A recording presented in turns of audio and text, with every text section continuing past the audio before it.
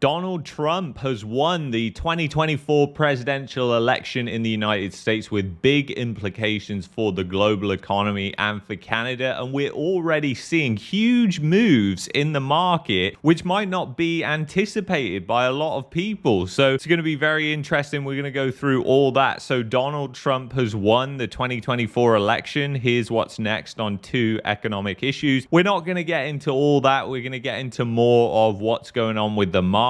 So let's head over to TradingView here. So we're looking at the 1-year yield in the United States, and we'll get onto Canada later in this stream. But yields have been skyrocketing, particularly at the long end of the curve. So if I go to the 10-year here, the 10-year is up 4.68% today. It's up 20 basis points, which is a huge move in the 10-year. So you're seeing these big moves in markets, and you've got to ask the question, well, is this because it's going to mean more inflation in the future? Obviously, the 10-year, the 20-year, the longer bonds are looking more out towards the future and trying to estimate what's going to happen. Obviously, Trump has been big on tariffs, and tariffs are inflationary forces. They're not deflationary forces. So lots of tariffs isn't going to mean cheaper goods and services. So the 10-year up massively here. And then if we go to the 20-year as well, you can see this is up a lot too. This is up over 20 basis points, nearly 21 basis points here. And if we go to the 30-year here, it's also up as well. It's up even more, 23 basis points. So this could be a knee-jerk reaction, but we have to ask that question. Does that mean more inflation in the future? And the other thing is, when you look at what's been happening with bonds, they've been on this kind of rally after hitting this low here, which is really quite interesting because, you know, we always talk about bonds being the smart money. Did they even know that this was coming? Was this obvious? Well, it seems like they got the bets possibly correct here, but we'll have to stay tuned to see if this is just more than a knee-jerk reaction. We'll have to see how it closes on the week. Crude oil is down, as you would expect. Obviously, Trump is going to be negative for oil prices. He's been the one who's been saying that they're going to cut through red tape. There's going to be more shale oil production. It's really bad news for Canada with Trump, because Trump is not just going to hit Canada with tariffs. You're also going to have the oil side of things, which is going to affect Canada as well. But it's really interesting dynamic when you look at markets and what's happening in the bond market, saying inflation. Is that going to come from oil? Who knows? But right now, at least, it's suggesting otherwise. So these moves are really interesting. So we're going to go to gold right now and see what's happening with gold. Gold is down 1.73% right now. And it's really interesting because I've been talking about on Twitter gold and what's been going on here, just because when you look at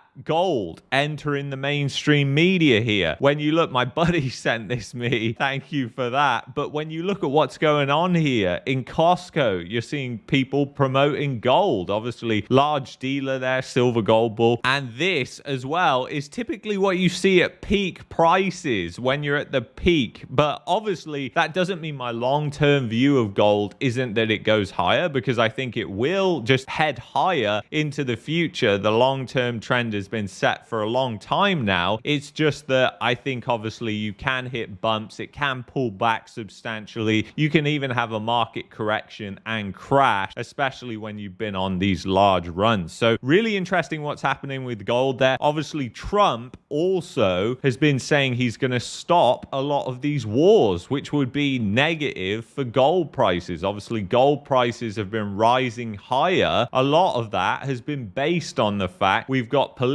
tensions. We've got the possibility of World War III on the cards. You've just got rising tensions across the globe, and Trump has been saying that he's going to put a stop to that. So, and you're seeing that probably bake into the gold market a little bit. And gold has been pretty much trading flat now since October 20th. So really interesting. But what I want to show you as well, if we head over to the Canada government bond yield, also opening up higher substantially. potentially, which is very interesting. So you're up 3.6% on the 10-year. If we go to the 5-year, obviously this is a proxy for mortgage rates. That's up around 2%, around 6 basis points. So these are big moves, and they affect global markets. You've got the 20-year in Canada that's up nearly 14 basis points, breaking out of this range here possibly. But again, these are knee-jerk reactions. So at this point in time, we really don't know whether they're going to last, but it's very interesting regardless what markets are sort of thinking here. Obviously, when you go to the stock market